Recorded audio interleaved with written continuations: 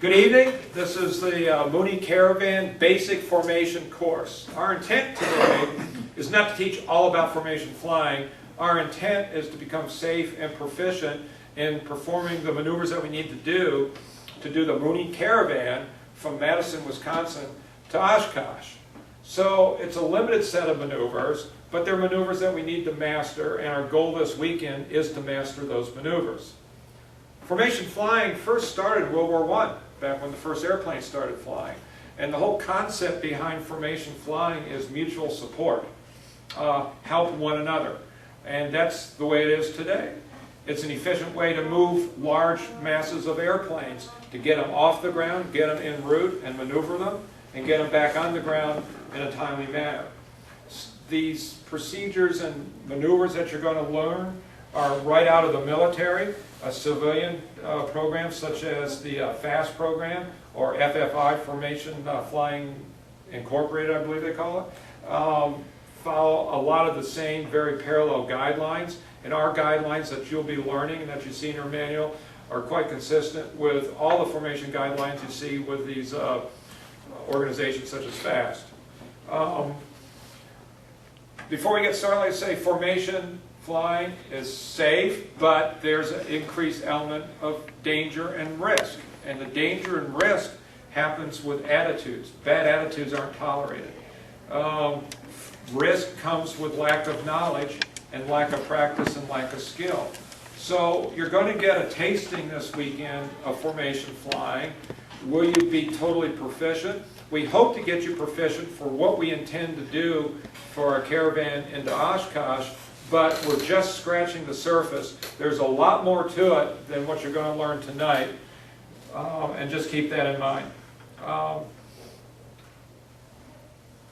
So what we intend to cover is what we really need to do for our mission for the Mooney Caravan. We're going to talk about effective communications. Communications can be obviously on the radio, but there can be some hand signals, there can be some signals with the aircraft. Lead has a certain set of responsibilities. Wingmen have certain sets of responsibilities. The skill sets for lead and wingmen are actually different skill sets, and we'll talk about those. Although we think about formation flying in the air, formation starts with a briefing, like we're doing tonight. Formation is continued as we walk out onto the ramp, as we start the aircraft, and as we taxi the aircraft to the runway. The formation ends when the debriefing is complete. It's all-inclusive. What we're going to learn how to do this weekend is do an element takeoff, where we have two aircraft on the runway, and they're both going to depart at the same time. An element is a group of two aircraft. That's the basic building block for formation. Whether it's two ships in one element or 30 aircraft in 15 elements, these building blocks build together. After two ship formations, which you see a lot of flying done, is with 4 ships, but it's still a group of 2 elements, where number 1 and number 2 is one element, number 3 and number 4 is the second element. You're going to learn what's called fingertip formation, where it's a fallback position to where you are going to be oriented on certain bearing lines and aspect angles to your lead aircraft. You'll learn about that. We're not here to be the Blue Angels or the Thunderbirds and fly overlapped wingtips or whatever. The closest we ever want to see anybody is 3 feet, but that's not what we're going to practice for. If you're within one ship's length for the whole mission, we've accomplished our goal this weekend. There's something called route position. Route is more of a relaxed state of holding formation or holding station, where we stretch ourselves out rather than be tied in a fingertip formation. We stretch ourselves out several ship's lengths. We'll talk about that in a minute. So you can relax them, but you have to pay attention. All formation is all about focus and focusing on lead. You break focus, you're going to get out of position. You break focus, somebody could get hurt. So part of formation preparation is, starting tonight, good rest. Eat well. Hydrate yourself. If there's anything physiologically wrong you might not want to be flying in formation because you need to have ultimate concentration. You can't break that concentration. For me, I'll give you an analogy. Flying 45 minutes in formation position seems to be about a 5-hour level of fatigue on a basic cross country. So it's intense. So be ready for it. We're going to teach you how to do turns in the basic fingertip formation, and we're going to do an element approach and landing where your two-ship element will come in and land on the same runway. Bearing in mind, you newbies, if you come to Oshkosh this year, are going to be in a number 3 ship position. It was called a 3-ship Vic, where you're going to land on your own runway, which is the parallel taxiway to the main runway at Oshkosh. So your single ship landing is just like you make a single ship landing out here when you flew in here today. Let's talk a little bit about terminology. We all are the safety pilots. We are not CFIs. Although some of us carry CFI licenses, we are functioning from a technical standpoint of a safety pilot, which implies you all are the PIC, you're the pilot in command of your aircraft. We are not in a superior position. We will make recommendations, we'll give you pointers. Obviously, if something goes awry, we will change control of the aircraft to the safety pilot if something really develops that we got to get out of the way with. But for this whole weekend, for the Caravan, and anything in the future with the Mooney Caravan, the safety pilots are just that. They're not instructor pilots. Okay? We have the training manuals. Everybody's read them. And there's a whole section on abnormal procedures, emergency procedures, and whatever. Be familiar with that. So, we talked a little bit about discipline. You're going to discipline yourself starting tonight for the whole weekend. You're going to pay attention to the pre-flight briefs. Your safety pilots will conduct the briefs and go over step by step every maneuver that's planned. We have sort of a lesson plan of each one of our sorties here that we're going to follow, and you're going to build in steps on what you learn on each sortie here. Why do we fly formation? Well, it's efficient, one, getting a lot of airplanes into Oshkosh, but I tell you, it really brings your confidence up as a pilot. I can tell after flying formation for a few years, it's just like things that you used to like wonder about, they're no-brainers anymore. It really gives you excellent aircraft control. Your senses are stepped up significantly. It makes you a better pilot, and be cautious because it's a lot of fun. You might find yourself out doing more formation flying. FAA regulations cover formation flying. Basically, any airplane within a mile of another one is in a formation according to the FAA. More importantly, though, is that if you intend on flying formation, all the pilots involved in that are agreeing to it, and they're briefed, and they work together on it. You're just going to go buzz up to another airplane you see in the sky and decide to fly formation, even if you know the guy. Formation starts with the briefing. You don't do this on a whim because you see another airplane, you want to fly close to it. And obviously you can't do this flying people with for hire or whatever.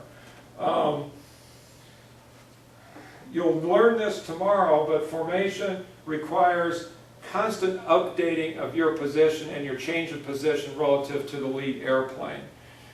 If, for example, when you're on a normal single ship takeoff or landing in your route, your mind is clicking at a certain rate, updating information mentally at a certain speed. Everybody get that? In formation, it's going faster. If you're a computer, your refresh rate is really spooled up there in order to find or see these small changes in acceleration or change in position. The goal of formation is to be in position and to get back to position when you're out of it.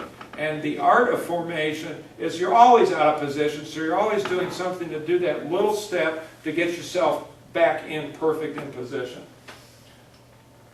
Safety is paramount. There's nothing more dangerous than somebody acting as a wingman who is bobbing all over the place. That's where lead has to have the wherewithal until the wingman, something's not right, break out of the formation. And conversely to that, wingman has to trust lead. This is all a game of trust. Wingman has to trust lead. Lead has to trust his wingman. One of the major goals of being a wingman is don't hit lead. But one of the major goals of being lead is he has to fly for the whole formation. He has to do all the navigation, all the communication to the outside, collision avoidance, deconflicting with other traffic in the area, and planning ahead. So this trust is a two-way street, and everybody has different skill sets in order to accomplish that.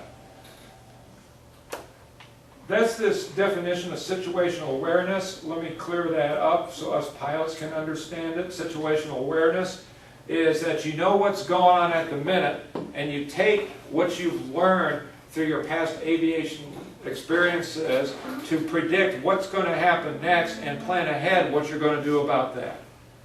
That's the concept of situational awareness. Although you have focus on lead and getting yourself and keeping yourself in position, you need to have this more cosmic awareness about what's going on with the whole thing. But your job is to be in position on lead.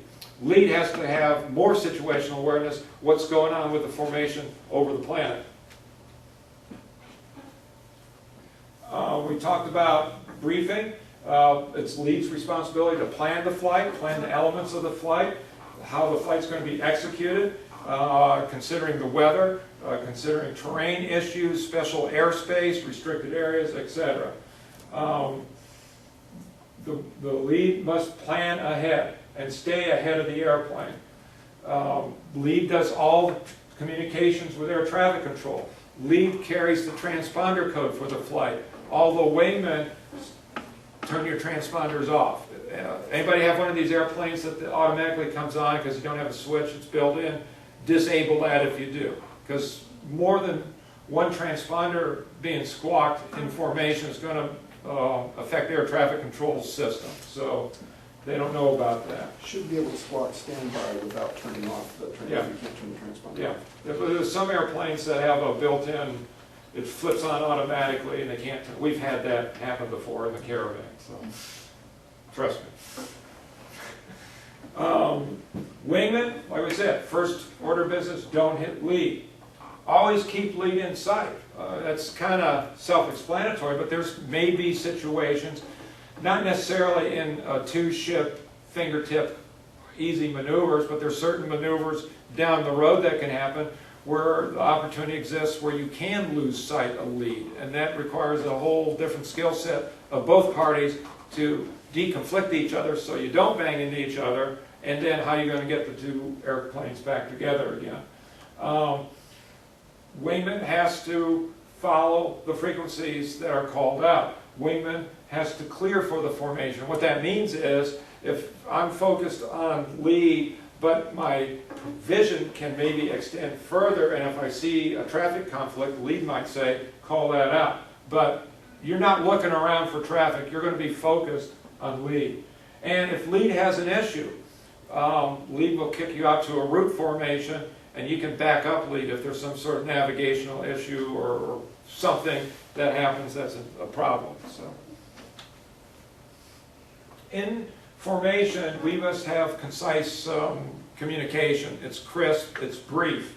It's the radio, we have a TAC frequency that you'll be assigned, and it's there to execute the mission. It's not there as a CB radio and talk about the time of day or whatever. And we talked already, ATC communications only handled by lead. And lead, if you're in a situation of lead, you need to let ATC know that it's lead, Mooney XYZ, flight of 2, flight of 4, or whatever. So the word flight now comes into your normal ATC communications as lead. So they know that if they're clearing Mooney 25 X-ray flight, that they have to allow enough timing and spacing in their pattern to get a flight of aircraft down. In formation, you will be designated a number. As you see here, 1 is obviously 1. 2 is 2. Tomorrow, we're going to be flights of 2, or an element. So there'll be Mooney 1, Mooney 2. So we'll do a check-in. Mooney lead will check Mooney flight in. You're going to go Mooney 2.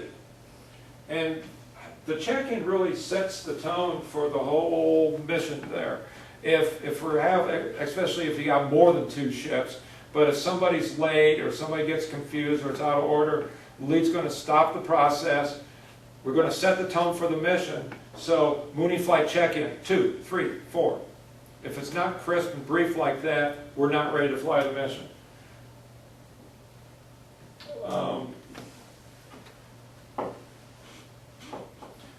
Does everybody have 2 radios in their airplane?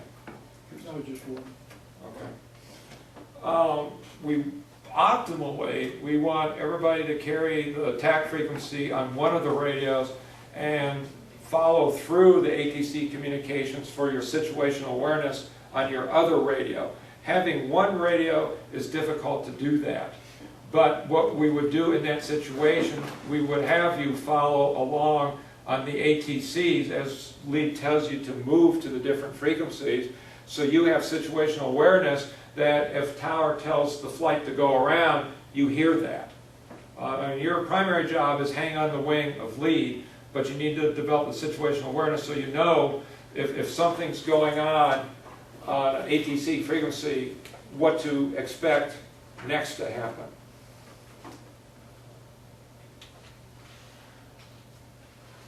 There's 2 different ways that lead will move you to the next radio frequency. One's called go and one is called push.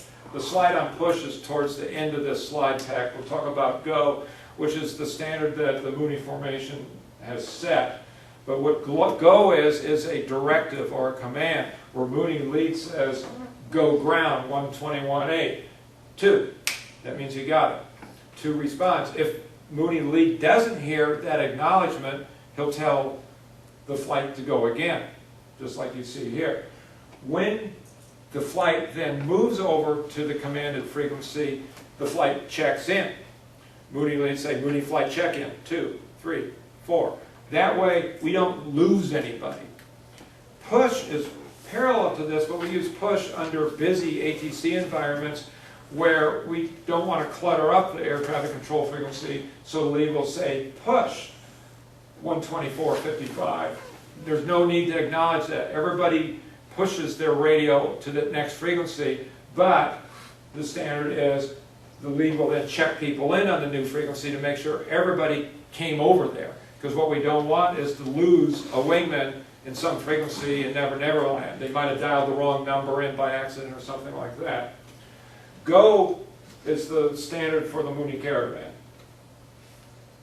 Now we can tell you to do certain things with visual signals. The problems with our aircraft, with the Mooney, it's not a big glass cockpit where you can see people waving their arms and stuff like that.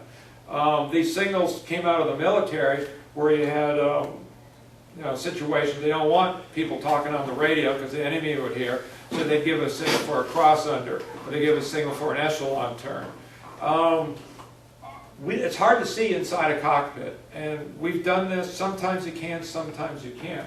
There's another way to do this, though, and that's with aircraft signals. I kind of like that the best, where if you wag your tail, that's a signal to go to root. Or if you rock your wings, that's a signal to come back into fingertip. Or if you flip the wing, that's a signal to cross under. So we'll go through different variations of this over this weekend. But what we do in training is we want to fall back to the radio to make sure everybody knows what it is, because all this is going to be new to you. What we want to do, since we're flying in formation, you are going to be so focused on your lead, you're not going to look inside the cockpit. I don't want to see anybody looking inside the cockpit, with the exception of when we do something called an ops check. And what an ops check is where you look at your engine parameters, where you look at your fuel, and report them to the flight. In an ops check, it's not going to be done unless lead kicks you out to route. And then What you're going to do is, you're looking at lead, look at your fuel, look at lead, look at your oil pressure, you look at this stuff, but only for a moment, less than a second. Assimilate the information the gauges tell you, and then lead will say ops check, go green, meaning everything is in normal parameters. Fuel is in minutes. Green, 120 minutes. And then it'll go down the line. 2 will go to green, 120 minutes. 3, oil pressure low. Now we got another issue. And that's where lead will come in and be directive as to what to do about assembling the flight because somebody's got an issue. But that's under an emergency issue. But as you see, it's just sequence through the different numbers. And today or tomorrow, it's just a flight of 2, so we don't have to go through a lot of that on this lecture here. But it's in your manual. Be thinking about that. But the important take-home thing is when you do your ops check, it's not fiddling with stuff inside the cockpit. Your eyes are inside no more than a second when you get back outside on lead because things can happen even en route faster than you can think. So let's talk about how we're going to do a takeoff here, or how we're going to get to do the takeoff. Ground ops, we walk out as a team. It's a formation. I'm not talking about marching side by side, but we go out to the aircraft together. We'll arrange a start time. What we typically do in a brief is we do a time hack, and we say, okay, we'll start on the hour at 1900 hours. So you do what you need to do, take your time, get the airplane prepped and all that, and at the agreed upon time you do your engine start and your check-in. So you're up and running, got the radios on, lead, we'll call Mooney flight check-in, 2. If there's more, 2, 3, 4, whatever. You configure the airplane. Lead will not have flashing lights on because that's very distracting as a wingman to look at a strobe keep flashing at you. However, what's good form is the wingman to have their anti-collision lights and strobes on so other aircraft can see this formation. And again, lead's the one carrying the transponder. After we check in, lead will send you over to ground. You check in, and then lead will get the clearance, and we taxi out as a formation. There's 2 ways to taxi in formation. One is in line, and one is staggered. On our slide, they talk about having it in line, and that's the standard for now for the Caravan, where you take 2 ship lifts back. So, and you got to pay attention so you don't overrun into the tail. You don't want to get sucked back too far. But we just follow like in a big parade going up to the taxiway. The alternative of that is staggered, which I personally prefer. The reason why you're offset from the center line of the airplane and you can see relative motion easier. Again, though, you'll still be stepped back a couple ship widths, and the best way to gauge that is you look at the tail skid and put it in between the center line and the outboard landing gear. That makes a nice line, a bearing line that you can see for your positioning on taxiing. You'll taxi out and get to the run-up pad, and optimally it's good to get to the run-up pad and turn either 45, even better if you can turn 90 degrees so you can see everybody down the line. Once you get in taxi position, the last guy in, whether it's 2 or 4 or whatever, will give a thumbs up saying, I'm ready to do the run-up. And that thumbs up will be passed up the line. In Oshkosh, we'll have 30 airplanes or so, and we get everybody in position like this. Everybody passes the thumb up. Lead will say, okay, everybody's ready for a run-up. He'll give a run-up sign. That gets passed down the line. Everybody performs their own individual run-up at their pace, what they're used to. This is nothing to rush. You do the run-up, and typically, when the last one on the end gets the run-up done, thumbs up's passed up the line. Then the next thing you're going to do is taxi out there. So lead will give a go to tower. Everybody go 2, 3, 4. Go to tower, check in. Lead gets out, gets the clearance. and you get out on the runway. Now, we're going to talk right now about an element takeoff. Element takeoff is a two-ship takeoff. What we do is, if the wind is crossed greater than 5 knots but below 10 knots, lead goes to the downwind side of the runway, and number 2 goes to the upwind side. And the reason why is that if we have turbulence coming off this, prop wash or whatever, we want the wind to carry it away. We don't want the wind to push it into the number 2 ship there. So we line these airplanes up in a little different configuration than the fingertip configuration, which we'll learn about next. But what you want to line up the aircraft is in a position that's called acute. Let's talk about those terms now. I'm sure you've read that. There's in position and fingertip. You have acute, meaning you're further forward than you should be in fingertip, and then you have sucked position. What we want to do is line up number 2 so his wing tip is basically looking at the end number on the airplane here. So that gets in an acute position. Now, why do we do this? The reason why, if we start going down the runway and lead over here, let's say blows a tire or has some directional problem and starts to come in, you're going to be past that by the time he crosses the center line. The center line, treat that as a concrete wall. So by being acute, you'll be past the problem. If you're back here and he comes across, there's the issue. So we line up in an acute position, wheel straight ahead, brakes locked. 2, as wingman, if you're satisfied everything looks good, and you're also looking at lead to make sure that his wheels look good, there's nothing dangling out of the door that's shut on a seat belt, or there's smoke coming out, or whatever. Do a quick look there. You give lead a nod. Lead will then give you a run-up signal. And what you do, and we'll talk about it in your individual briefs tomorrow, but you run your power up to a predetermined setting, let's say 20 inches of manifold pressure. Your brakes are locked. You run your power up. When your power is set to the run-up power of 20 inches or so, you give another nod to lead. Lead then will give you a head nod, like so. When his chin hits his chest, lead releases the brakes. And you do the same at the same point in time, and lead will advance his power slowly but smoothly, and you do the same, and you use your throttle to keep yourself positioned in that acute position as you go down the runway.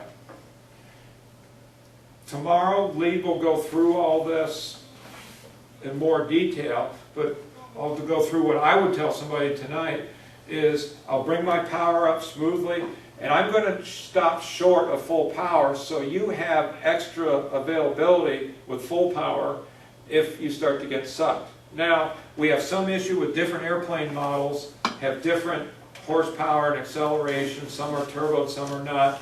So we make this work by discussing this, what kind of airplane we got in the 2-ship element or so. So we can take this into account. But let's say we had two 231s here. We're going to do the same thing. We're going to agree that lead's going to advance power up to 34 inches. That gives me about 5 inches of extra smash to play with to make the adjustment as I'm doing the takeoff. Your reference in the world, in your life, is looking at lead going down the runway. If you glance forward to make sure you're still on the runway, I'll guarantee you, you'll automatically get sucked. Ask me how I know that. You're looking at lead. You have enough situational awareness to know that you're not running off the runway because you're keeping yourself next to lead where you should be. You're not running into lead because you're not doing that. Your lead is your total reference on the world, so you keep your position on lead. You won't run off the runway. As lead starts to rotate, you see the nose wheel smoothly lift up. You do the same thing. You mirror exactly what lead is doing. And lead is going to start the rotation at 70 knots. And you're going to do this no flaps. I should have mentioned that before. Our takeoffs are no flaps, so we have one less thing to worry about. But lead's going to rotate at 70, you're going to rotate at 70, and you're going to fly in what's called a stacked level position. When we talk about fingertip, there's a certain position we want to be, but you're going to be stacked level. So as you're looking at lead, you want lead's head on the horizon. You're going to be seeing the top of lead's wing, and you're going to be acute, and you're going to be at least 10 feet apart as you take off. You hold that reference until lead gives you a signal for gear up, which is thumbs up, head nod, that's when the gear comes up. Okay? Then at that point, when the planes are cleaned up, you get back into your parade position or your fingertip position, which we'll cover here in a bit. Let's stop here. Any questions about this so far? How will I know my power settings right? Pardon me? How will I know my power settings right? Because you're in position. How will I know that my airplane won't stall? Because he's not stalling. How will I know what my airspeed is? You don't care. Because it's whatever his airspeed is. Right. It's a different kind of flying. If he's flying, you're flying. Now, if he takes off and immediately stalls, I'd suggest you just give full power. Question, when you talked about communication on the check-in for ground, now, will the wingman ever talk to the tower? No. On taxi? So that's why I wanted to Lead confirm. does all communication. Your job as wingman is to follow the communication with the commands from lead saying, go tower. 2. You dial up tower. Mooney flight check-in. 2. Chuck, maybe clear to understand, all communication between anybody and the lead is ship-to-ship communication. Nobody else talks to the tower except the lead. So when they check in and do all that, that's ship-to-ship. They tell you go, then they check in and you're talking to him on the ship, but you're monitoring tower. Right. One other word along those lines. Since we're dealing with FAA towers and whatnot, we just can't say, you know, this is Ranger Flight 6 or whatever. We have to use the lead's N number. So it's going to be Mooney 55 Charlie Delta Flight 2 when he goes to the tower. Mooney Flight 5 Delta Charlie. Okay, so if you're on interflight, you can use Mooney Flight or whatever catchy flight you want to be. But when you're dealing with the ATC, they got to know who this is, and it's got to be an N number, and it's going to be lead's N number. Okay.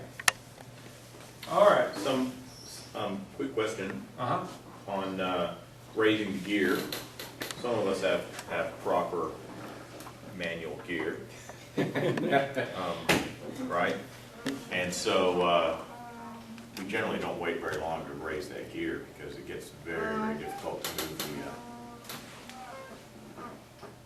Go ahead, Larry. Well, what I was going to say, I just flew the oldest safety. I flew out of safety in Chino recently for the oldest Mooney I've flown in, which is, I think, it was a 61, the Lordy's black airplane, if you remember. Yeah. 61 B model. Yeah. And it was a small person who also needed to really leverage that gear, and that's part of the pre-briefing. So your lead and wing are going to say, hey, I'm going to make sure that if I'm lead, and I know you've got a limitation on your aircraft that I don't have, I've got to fly my aircraft within your envelope. Same thing with gear down speeds are different from the old aircraft to the newer aircraft, flap speeds, all of that. So all that is briefed ahead of time. And there is a wobble that's inevitable, that's going to happen, and you just plan for it and be used to it. And you do have an advantage though, because your gear comes right up. So you get a 14-volt system, they come up a little more slowly. Yeah. And this all goes back towards the briefing on dissimilar aircraft. When you get your brief together, we're going to have different models and all that, and you're going to discuss the characteristics of the different aircraft that matter. If you're with an R model or an S model and you got a B model, you've got to take that issue in consideration. And that's lead's job. Lead should have the superior knowledge and the skills to come up with a plan so everybody can fly the flight. This again, just a picture of what we're talking about. You're more acute than normal. You put the edge of the wing into where the end number is in right after the wingtip there, and that's where you stay. Now there may be situations where something goes wrong and number 2 starts taking off because it got more power. What you don't want to do is chop the power. Planes don't fly without the power, right? If lead, even with a small power change, is getting ahead, they're going to call lead and say, push it up. Lead will push up more power. If there's still a problem, this becomes a single ship takeoff. Lead is going to say, 2, you have the lead. And you just fly and get out of there. Once we get away from the airport and the pattern, lead will get things sorted out. So lead will drop back and become a temporary wingman, since the wingman jolted ahead and got in front of lead. Single ship, fly the airplane. What's more common is that number 2 gets sucked too far behind. We're not going to get in a situation where lead's going to back off on power. So if number 2 gets sucked behind and they go full power and they're still getting sucked, it's again like a single ship takeoff. Take off, keep your orientation, keep lead in sight. Lead then will do what needs to be done to get number 2 back in position. Might give a little bit of turn so you got some cutoff to get into position or whatever. But these are things to get started off away from the immediate runway area, get the airplane cleaned up and whatnot. Lead can drag his gear down a little bit longer until number 2 gets back up there. But if you get that far out of position, either too far forward or too far back, think single ship. And lead's going to act accordingly what to do, whether he's going to pass lead over to 2 temporarily or work on a rejoin away from the traffic pattern. Any questions there? That's in a lot of words what we just talked about. So, okay, let's talk about station keeping. That's kind of the guts of what we're doing here. We fly in the Caravan what's called a 3-ship Vic. Another term for that is a Phantom 4. Remember we talked about an element is 2 ships. Well, in the Mooney Caravan, we got lead, 2, and 3. If there was a 4, the 4 would be here. But why do we do this? Well, we only need 1 lead pilot for 3 aircraft. So the economics of manpower are there. This is maneuverable. We're in basically a Vic, and the Vic is maneuverable in terms of getting around. When we come into Oshkosh, 1 and 2 go straight ahead and land on 3-6 left. Number 3 breaks off and becomes single ship, lands on the taxiway, which is 3-6 right up there. So that's the theory behind what we're doing. Bearing in mind this weekend, at least tomorrow, we're going to practice 2-ship. Let's get into the nuts and bolts about what the sight picture looks like. And we got a good picture here. In fact, I'm just going to go to that picture now, I think. This is an aerial view of it, where basically, this says it all. This is the outboard flap hinge. You see it superimposed on the prop spinner. Think of this like a gun sight. You keep the front sight and the rear sight lined up. You are exactly on the 35-degree bearing line, which is where you want to be. You notice that you're seeing more of the bottom of the wing than the top of the wing. That's what we want. That's something called step down. So you're on this bearing line and you're stepped down. So what's the next reference we have to have? How close should we be? We don't want to have wings overlapping. We don't want to be way out here in the tulies. You notice back here, you see about an inch or so of the elevator on the other side. That position gets you at the right position, which is a 3-foot wingtip clearance, right like so. So when you're station keeping, you're going to look at the gun sight, do your in and out spacing, looking at here. You don't fixate on this and that alone. You've got to be scanning the whole aircraft there. This is your best tool here. Now, how do we do this? Well, that's where practice comes in. if we do one thing, like push up the power because we get sucked back, we push off the power, what also happens? You climb. What happens if we get high and we push the nose down? We go acute. So it's, you do one thing, you have to control a lot of things, not a lot of things, just a couple elements there at the same time. So every movement you make, there's a counter movement. And this is more the art of formation flying. You'll see this tomorrow. Basically, obviously, elevator controls your step down or step up. But if you do that, there's going to be a power change with that. And your fore and aft being sucked or acute is going to be power, but there's going to be elevator input. So the next question is, well, how do I trim? Well, that's a good question. Some people prefer to have a little nose down trim so they have something to pull against. I think that's best. I like that. If you're completely neutral trim, if it's perfectly trimmed, you're kind of like trying to bounce on top of a beach ball and you're all over the place. If you have a little nose down trim, there's a little more resistance and you're less likely to over control. How much power do you use? Well, basically, one way to think about it, if you change the power, there's actually probably 3 power corrections. Let me kind of explain that. Let's say I find myself getting sucked back. So what I'm going to do is add power. Okay, I'm coming up. Now, I don't want to overshoot. So I added power. I see I'm getting back in position. I'm going to pull the power back to stop the extra forward movement. But now, I might get coming back in, so you do the 3rd power adjustment to fine-tune it in there.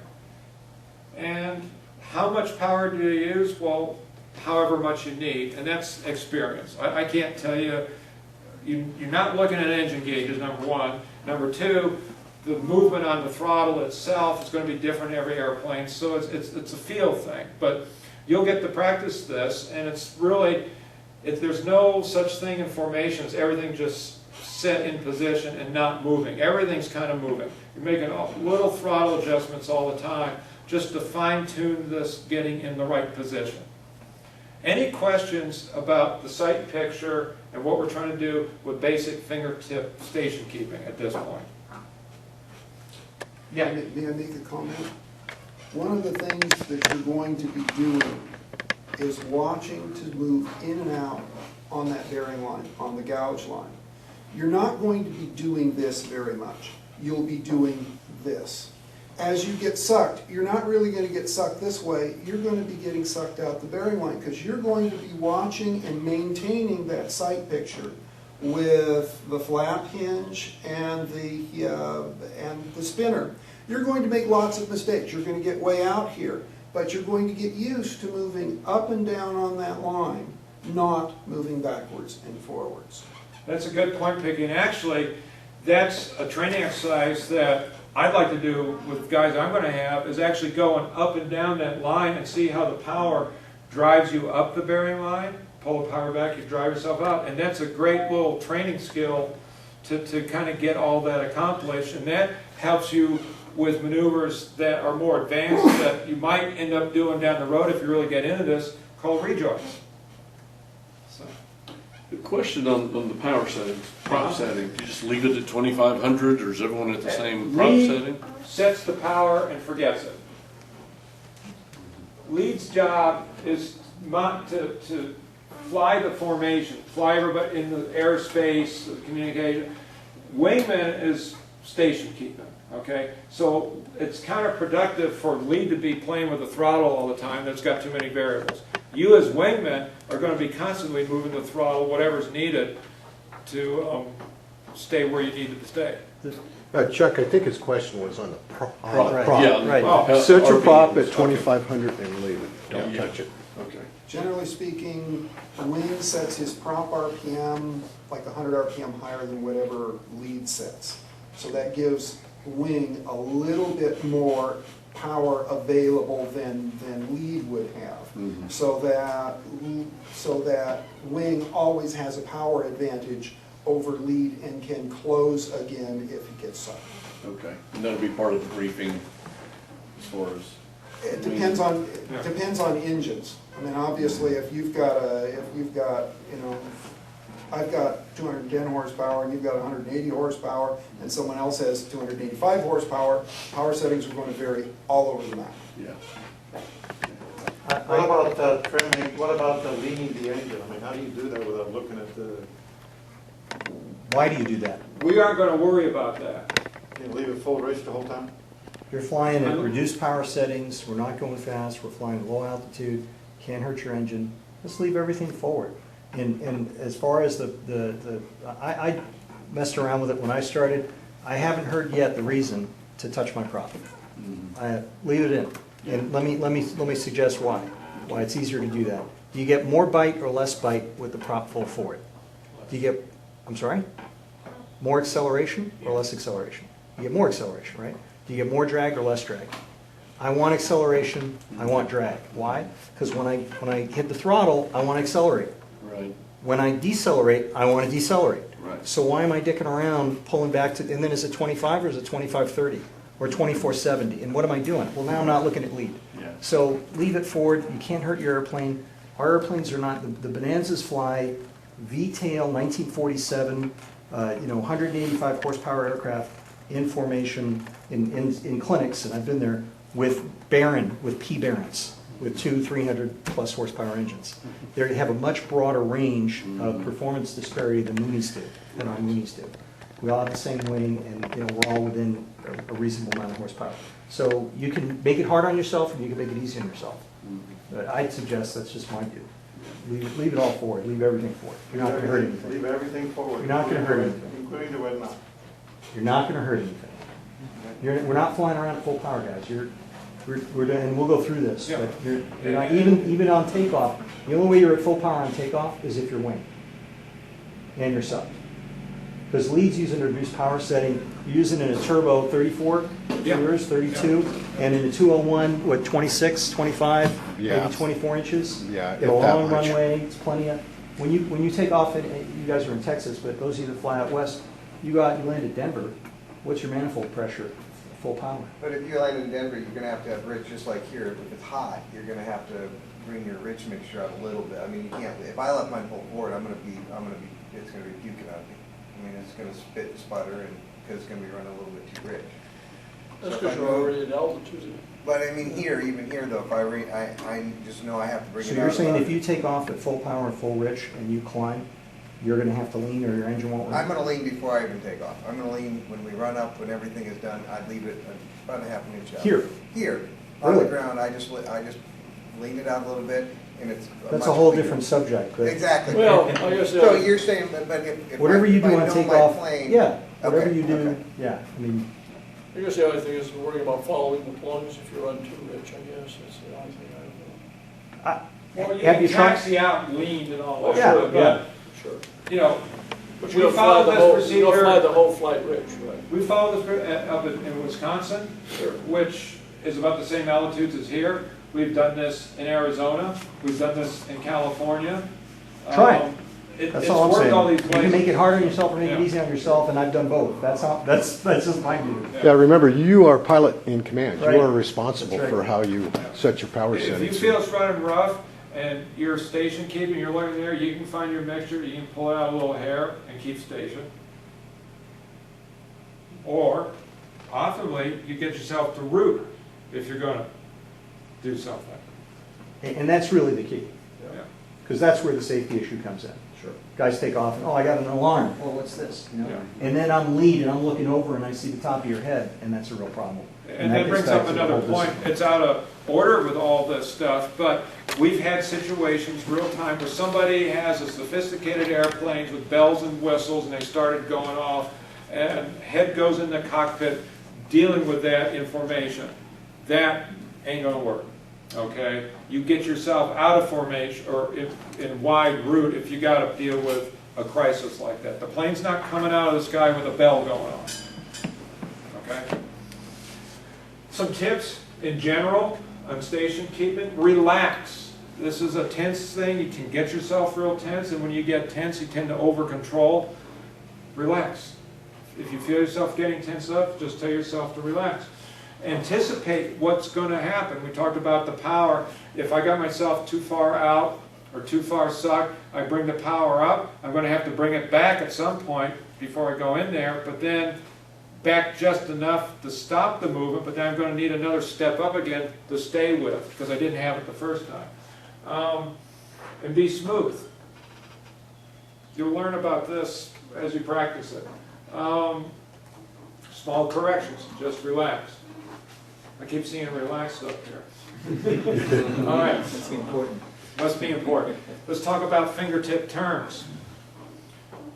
This adds another level of complexity. We've mastered keeping in this position, so to speak, and level turn, or level flight. When we turn, we got some other dynamics going on.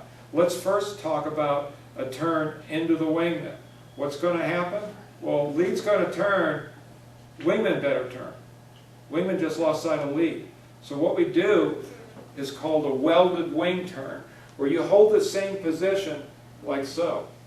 Now, what's just happened? This airplane had to descend, didn't it? What happens when you descend? You increase your speed. How do you not increase the speed? You have to come back with the power. Also, this airplane is a smaller turn radius, so it needs to be going slower because it's on a smaller turn radius. So in a turn into the wingman, it's you descend, elevator, power back, slow down because of shorter turn radius, and you're descending. Now once you've stabilized at a bank angle, you're not moving anymore, so the power is going to have to be adjusted to hold that position again. Elevator B position. Now when we come out of that turn, it's the exact opposite. This plane has to climb up. So if you climb, you use elevator. But if you use the elevator, you're going to come back. So as you're going up, you're using power to come up. And the other way around. If I'm turning away from the wingman, I got to bring it up. I got to power up because now you're on a larger turn radius, meaning you're slower just based on geometry. So you need more power. And then when you come back down, it's the opposite. You're going down. The power has to come off because you've descended. So it's all a coordinated effort here. And you'll see how all this works out after you experiment with what needs to be done there. And then it kind of gets to become automatic. So just kind of think, anytime you do an elevator or pitch pressure change, there's a power change there. And you're just going to make small adjustments to keep yourself in position there. Any questions on that point? Yeah. Just an emphasis. You are going to be surprised at how much you're going to be moving the throttle and how far you are going to be moving the throttle. You are going to be making big power changes. In station keeping, you are going to be making small power changes all the time. Your yoke's never going to stop moving. The throttle is never going to stop moving. You are not going to leave the throttle in one place. When he turns into you, you're going to pull off a lot of power. When he turns away from you, you're going to put on a lot of power.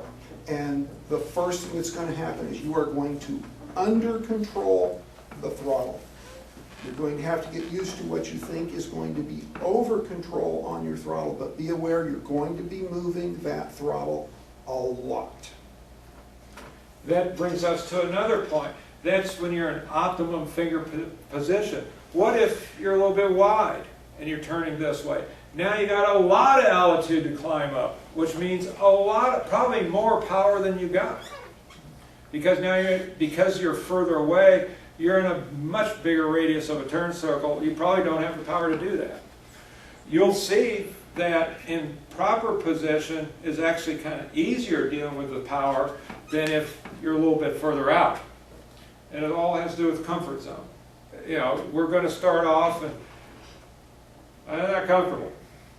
You know, hopefully after a few flights, this is comfortable, that's not comfortable. You know, it's just going to be a process there. But being further away really increases the power that you're going to need to stay in position. We talk about route formation. There's some elements, I want to talk about that before we move into some other areas, but root is a relaxed position. Now, there's the bearing line. If you follow that bearing line a mile away, you're going to be 500, 1,000 feet below or whatever. That's not what root is, okay? Root is 300 to 500 feet away from the airplane. And what's optimal is actually be a little acute in the root position. And the reason for that, lead can look and see you. If you follow this bearing line and go far out, you're way back here, and it's just a pain for lead to kind of see what's going on. Also, the stack is a little different in root position. You don't follow the bearing line all the way down 500 feet out, you're too low. You can stay higher than that bearing line, so you're just about level, maybe a little bit below. Turns in root are different. They're not the welded wing turns. What you do, if lead's going to turn into you, you go a little bit low, but still look at lead so you can turn like so. You don't need to get down to that bearing line. That sucks you too low. Turns away are kind of neat because you do something called an echelon turn. That's covered here in a little bit. But an echelon turn is you keep lead's airplane on the horizon and you turn at the co-altitude that lead is. And root's a nice place to be when you're on a long cross country because it's more relaxed. You still have to keep your position, but you're not as focused, as intense as you are when you're in a fingertip position. What you don't want to do is get too sucked, because if you get back here, lead doesn't know where you are, losing situational awareness. And if lead turns, you got yourself a dilemma now. That's what it's showing us here. And we talked about turns, we talked about echelon turns a bit. A cross under is another maneuver we'll introduce. And basically what that is to get you from one side over to the other side. There's several different steps in the cross under. In the manual or in the slides, it's talking about from either root or fingertip. I'm going to say from fingertip. I don't like doing that from root. I don't think it should be. So we're just talking about it from the fingertip position. There's 3 steps to this. I'll outline it, then I'm going to talk about it in a little more detail. First step, you reduce your power to bring you back. Now, if I kept my power reduced, you're going to keep going back, right? So you don't want to do that. You reduce the power to come back about 10 feet behind and below the airplane, and then push your power up to stop the drift going back. You want to stop, you want to stay there. You don't want to keep going back. Then what you can do, or what you need to do, is turn. And it's a a little bit of aileron, or optimally use your rudder, and just a few degrees of heading change will slowly, emphasize slowly, step you across to the other side. Now, as you're going across to the other side with a little bit of heading change, you're going to need some power as you're coming across, because you're aerodynamically less efficient there. So rather than coming across and going further back, the second power adjustment is as you come across. Then the third power adjustment is when you get to the right position on the other side, drive yourself up in the fingertip position on the opposite side. So it's power reduction, once, more power. Come across, a little more power. Come forward, more power. Get back in position. Questions? Yeah. When you do that, how low do you have to go to avoid the turbulence of the plane in front of you? Well, you go not too low. You want your tail out of the wake of the plane ahead. It's only So 10 feet down. maybe. 10 feet down. When you practice at first, I'll guarantee you, like me and everybody else, first one's going to be, oh, go around here. But, it's something that you practice. But what we want to do is focus on this textbook way first, where it's 1, 2, 3, and not a U around there, okay? The big emphasis, though, it's not a air show maneuver. It's not how fast you can get over there. Take your time, okay? Take your time. None of this stuff needs to be done fast. You got to take your time doing it. There's signals to perform the cross under. Obviously, the radio is 2, cross under, 2, and then you cross under. There's a hand signal for this in a two-ship. Lead will put his fist up like so. Lead will look at number 2. If number 2 acknowledges it with a head nod, then lead knows he got the signal. The other way to do this is with a wing rock. If 2's in here, this is lead. Lead goes that. That's a plane signal coming into the crossunder. There's a picture of it dynamically. Always ensure nose-tail separation. Echelon turn, we touched on it already, but basically, I know we've got a picture here, is from the fingertip position with an echelon turn, and this either radio call or the signal for this is 2 fingers up, moving like so. With an echelon turn, lead smoothly turns in a bank angle. You match that bank angle and immediately get your power up. You're on outside of a turn radius. If you don't get power up, and it takes a fair amount, you're going to get sucked back here. And now it's not an echelon, you're in a chase situation. So as you roll in, get that power on, and you just visualize the head, in the cockpit, the guy's head on the horizon. And you stay at that level, and you use your elevator to get closer, use your ailerons to move it up. But I'm telling you from experience, you got to get the power up on around there. And then when you roll out, you should roll out back in the fingertip formation. Takes practice. We'll see. I don't know if we'll even do any of that this weekend, but that's something for the future. Close trail, we're not going to talk about. Lead change in our training scenarios. We'll do lead changes where we'll switch positions, and the number 2 that took off is going to be lead coming back, and your safety pilots will orchestrate a lot of this. But so you know, when lead wants to transfer lead control over to 2, he'll tell 2, you have the lead. 2's going to come up a beam and say, I have the lead. And then the old 1 now is number 2. And he gets back in the fingertip position, and then lead, Mooney flight check-in, 2. So we got positive control. Everybody knows who's lead and who's in control during this whole lead change procedure.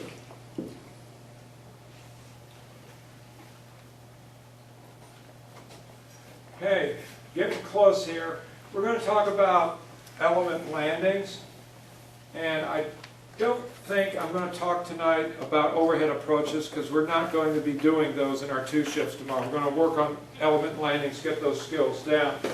Just as we talked in the beginning with the Caravan, the new guys are going to be in the 3 position, be a single ship landing. I think it's important you get introduced to this and know this in case this comes up and you need to do it. Everybody here is an instrument pilot or working on an instrument rating, whatever, so you can fly ILSs. This is kind of analogous to that, where again, we're using lead as our meatball in the sky, so to speak, and you just put yourself on lead and do what lead does. What lead's going to do is establish a minimum of a 3-mile final and stabilize a descent. Lead will give you a gear down signal. You're in position, in fingertip, not in root, but in fingertip. You get a gear down, and I'd recommend that be on the radio for the first few times. And when you guys put the gear down simultaneously, so now you got equal drag, the aerodynamics are the same on each aircraft. Once that's done, number 2 is going to go move acute, like you did on takeoff, and stack level. So you're putting lead's head on the horizon, you're moving acute, you're not sucked back, and you're level, you're stacked level, and you got a minimum 10-foot separation there. Lead is going to fly a stabilized 90-knot approach, no flap. Lead is going to land on their half of the runway. Let's say this is lead, so it'll be on the left half of the runway. The runway center line is a brick wall. No one crosses it. 2, you pay attention to the lead. You will be landing in the middle of the right half of the runway. You don't look at the runway. You look at lead. your stabilized approach coming down, lead is going to have the speed set. Do you care what your airspeed is?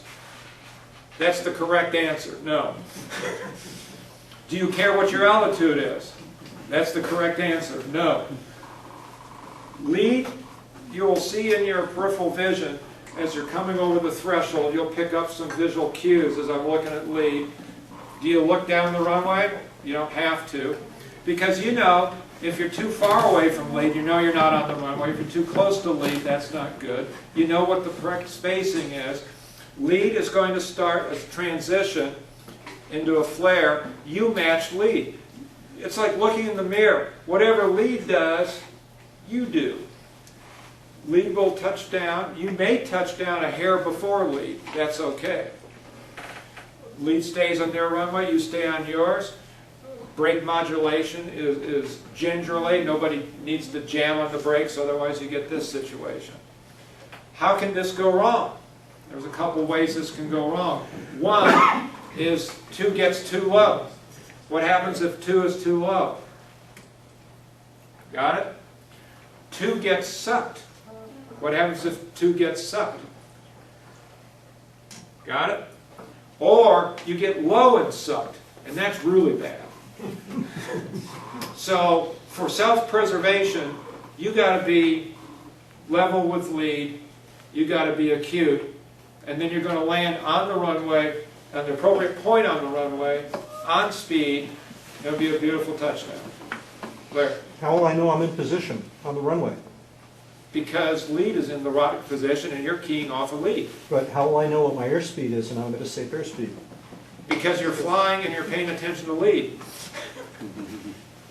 It's simple. A wingman, you don't have to think. If lead bounces, you bounce. Yeah. Number 1 rule, don't hit lead. Yeah. That's it. What And then about- don't lose sight. What about flaps? We don't deal with flaps. And there's good reason for that. What do flaps do? If I'm on approach and I use flaps, all right, what does the nose want to do if I touch down too fast? They want to porpoise, right?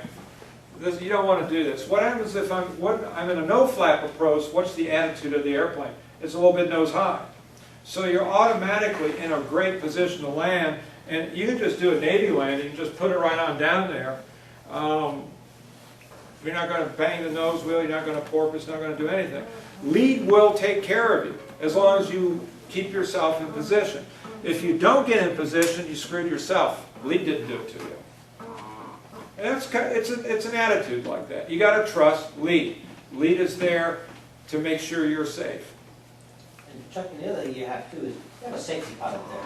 He's not gonna let you get yourself into a bad way. So, trust the lead. At least make sure you don't land on the grass next to the runway, right? All right.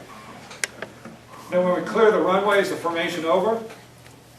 No. We taxi in. We taxi in formation like we taxied out. We do the communication. When we clear the runway, lead's going to push everybody to ground, get the clearance to taxi in. You taxi in formation, taxi into the area. Be nice to taxi next to each other. If you want to be really classy, lead can give you a signal to shut engines. Nod. Everybody pulls their mixture out at the same time. All the props stop at once. Classic. And then if you want to take it a step further, you open your door at the same time. God, that looks good. That's right. Okay, so we shut down, stabilize. Are we done? What do we got to do? Debrief. You got it. Everybody got the flavor here. Interval takeoffs we'll talk about another time, unless we have weather situations tomorrow or on Sunday where we need to consider that. We'll brief that individually because this is a long enough issue. You'll read things about overhead approaches. They're great to do. What we want to do is master the element approach and landing before we even get to the overhead approach. A couple things that need to have in the back of your mind. If something develops that's not safe, anybody in the flight can call knock it off. Lead can call knock it off. Wingman, any wingman call knock it off. What's unsafe? Somehow lead or wingman lost sight of lead somehow. Lead's got to, or wingman's got to, okay, knock it off, blind, 3,500 feet. That way lead knows if that plane's at 3,500 feet and I'm at 3,500 feet, they don't know, right? Lead's got to deconflict somebody so you don't smash into each other. Other situations where you need to knock it off is if we have a fuel problem, somebody has an engine problem. If somebody notices, and I don't know how they're going to do this because they're going to be looking at lead and not their instruments, but you're starting to violate restricted airspace or something like that.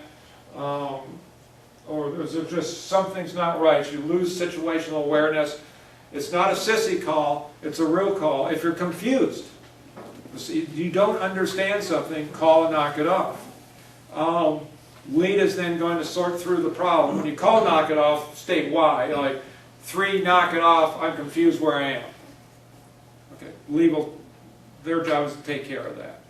What I just want to drive home, though, is that the panic button on this whole thing, the big red stop button, is knock it off. And if you need to call it, call it. And when it's called, then leads go, lead, knock it off, 2, knock it off, 3, knock it off, 4. Everybody responds so that everybody knows, everyone understands, knock it off. There's a parallel to that, which is terminate, which is not a safety of flight issue, but if it's some issue with training where some maneuver is, we finished, we're done good, we're going to move on, or some maneuver can't be finished because somebody doesn't have a right concept or whatever, you can terminate that, or somebody reaches like a joker fuel status or something of that nature. So know about these things. There's terminate. Blind we touched on. If you go blind, I don't expect in 2-ship that's going to happen doing these maneuvers, but if that happens and 2 you go blind, state the altitude so lead can deconflict and get everybody back together again. Mid-airs are a possibility. What's the first rule of being a wingman? Don't hit lead. Okay. But there are critical phases of flight where something can go wrong. Somebody gets stuck in wingtip vortices with being where they shouldn't be. Just plain pilot error or whatever. It can be there. So again, this whole situational awareness comes up, which was in the beginning of the slide pack there, about know what's going on now and take what you've learned before to say what's going to happen next and what do you do after that. That's situational awareness. We talked about push already. End of the slide pack. Any questions? Do we do anything with trim when we're doing this at all? Well, like we talked about earlier, personally I like having a little bit of nose down trim. Just a hair. I'm talking about when you come down approach and landing.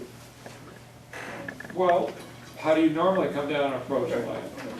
You're flying your airplane. It's just rather than looking at the end of the runway, you're looking at lead. What, could I add, Rich, you're going to brief the airspeeds, and generally you'll only use maybe 4 or 5 airspeeds. You know, you got a rotation speed, got a climb out speed. We'll have a speed that we're doing all the maneuvering at, and lead is not touching their throttle once they level off. The throttle's going to stay what it is. So, you know, if they turn, bleed off some energy and turns or whatever, the speed will be what it is. And as wing, you're going to be too busy sawing back and forth on the throttle to worry about your power setting. And you'll trend for, if it works for you, a little nose heavy, if not, you know, neutral. On descent, we fly, and this will be briefed also, typically 90 knots, and fly that right down into final. So whatever you would do and your airplane would be trimmed for 90 knots, that's what you should do. But remember, you're flying off of lead. You're never going to look at your airspeed indicator. You're never going to look at your power setting. That's right. But you're flying along, you're flying on lead, and just like you started out with, your instructor said, you know, if you're holding pressure on the yoke and you don't like it, reach down and spin in some trim. And so it's just like what you're doing, you're going to be flying on lead, and if you find your arms getting tired, probably means you need to reach down and touch the trim control. Reach down, hit the trim, hand back on the throttle.